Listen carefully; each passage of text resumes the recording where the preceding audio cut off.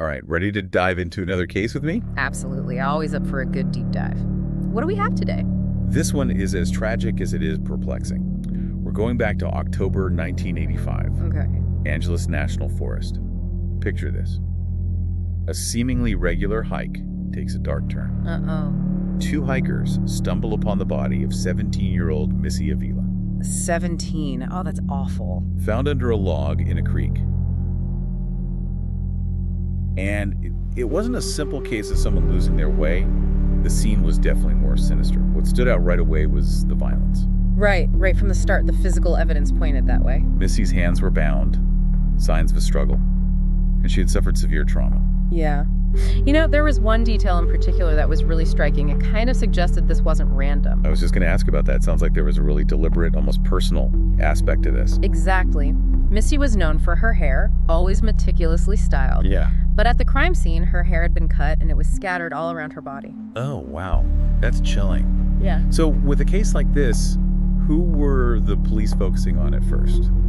Well, naturally, they started with Missy's inner circle, her boyfriend, her friends, anyone she might have had conflicts with. Of course. And that led them to Laura, a friend who was with Missy the day she disappeared. Okay. Did she have any insight into what happened? Initially, Laura told police she had dropped Missy off to meet a couple of guys. Right. 2 boys in a blue Camaro, she said. A blue Camaro, huh? Yeah. That seems pretty specific. Did that detail lead anywhere?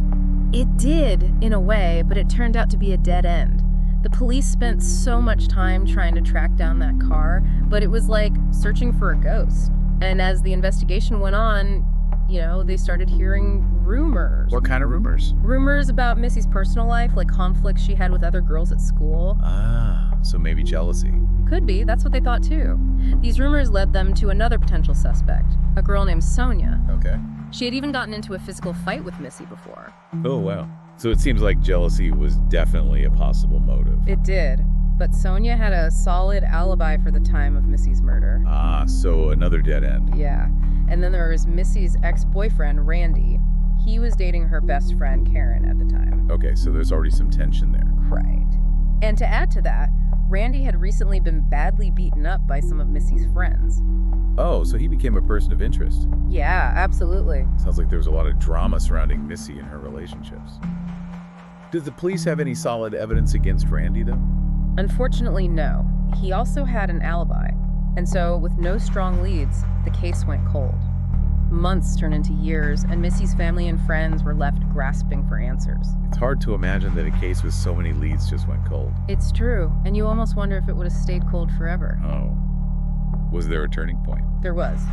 3 years later, there was a huge development, changed the whole trajectory of the case. Wow, what happened? Karen, Missy's best friend, walked into the police station and confessed. Hold on. Karen. The best friend. The one and only. But wait, wasn't she the one living with Missy's mom? Comforting her all this time? Yeah, she moved into their home after the murder. Can you believe that? I mean, that's just a whole other level of deception. It's almost too much to process. It really adds another layer to this case, doesn't it? Absolutely. So what did she say when she confessed? She said she wasn't alone. She implicated Laura, too. Laura? I mean, the police considered her early on, right? They even looked into the jealousy angle. They did. They just had the wrong friend. Wow, that's incredible. So what was the motive, according to Karen? Well, she said it was jealousy, pure and simple, all fueled by rumors and her own insecurities.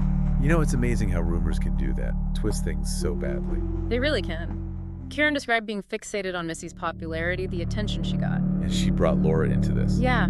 She convinced Laura to confront Missy with her, to teach her a lesson. Oh boy, that's just a recipe for disaster. And of course we know that lesson turned deadly. Tragically so. Karen and Laura lured Missy to the Angeles National Forest. Making it seem like just a friendly hangout, right? Exactly. But when they were alone, that's when it all went wrong. They started taunting Missy, throwing all those unfounded rumors back at her. So just amplifying the anger and resentment. Absolutely. The verbal abuse escalated. They started punching and kicking Missy. Oh God. And then, remember that detail about Missy's hair being cut? It's hard to forget something like that. It was more than just violence. It felt like a way to dehumanize her. Yeah, it definitely adds a disturbingly personal element to this whole attack. Yeah. So it sounds like it went from a verbal fight to a physical one, and then... They dragged Missy to the creek. Oh no. kept beating her, and eventually held her head underwater until she drowned. It's hard to believe a so-called friend could do something so horrific. What happened after? Did they try to cover up what they did? Yeah, in a panic, they tried to make it look like an accident. No, so. Bound Missy's hands, weighted her body down with a log, hoping to hide what they'd really done. But their plan didn't work in the end. No. Both confessed to their parts in the murder. They were charged with second-degree murder. So they were held accountable. What was the outcome of the trial? What were their sentences? They were both convicted, sentenced to 15 years to life.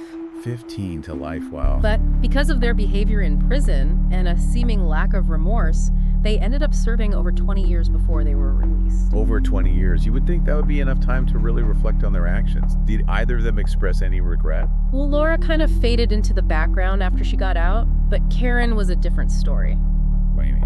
Instead of showing remorse, she seemed to want to capitalize on the notoriety. Really? Yeah, she wrote a book about her experience, even did a bunch of media interviews. No way. Did she show any guilt? Any regret for taking Missy's life? Not really. It seemed like she was more focused on her own narrative, on painting herself in a certain light. Any remorse she might have felt was overshadowed by that. I can't even imagine the pain Missy's family must have felt seeing the woman who murdered their daughter try to profit from it. It was awful for them. They filed a lawsuit to stop her from making money off the book and those interviews. That's understandable. What happened with the lawsuit? In 2015, the court ruled in favor of Missy's family. Karen had to turn over all the profits. It's a small victory, but it doesn't bring Missy back.